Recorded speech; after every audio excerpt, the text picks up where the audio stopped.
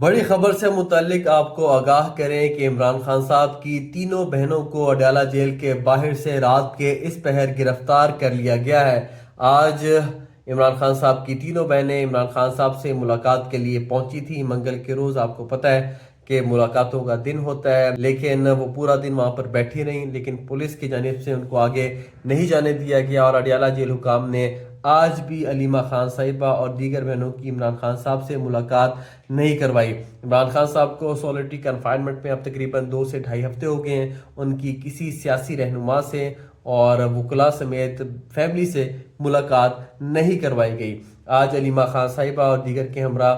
کارکنان موجود تھے وہاں پر، کچھ ممبران قومی اسمبلی اور صوبائی اسمبلی بھی پہنچے تھے،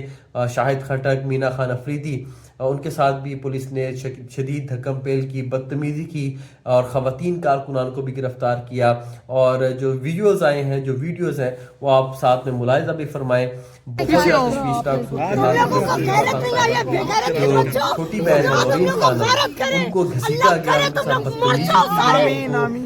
زخمی کیا گیا، ان کا جو بازو پہلے فریکچر ہے اور وہ رو رہی تھی، اور اس وقت علیمہ خان صاحبہ نے کہا کہ ٹھیک نہیں ہے، اور پولیس نے یہاں تک ہی اکتفا نہیں کیا، بلکہ وہاں پر جب عمران خان صاحب کی بہنیں موجود تھیں ان کو منتشر کرنے کے لیے واٹر کینن کا بھی استعمال کیا، اس سخت سردی میں پانی کا چھڑکاؤ بھی کیا گیا،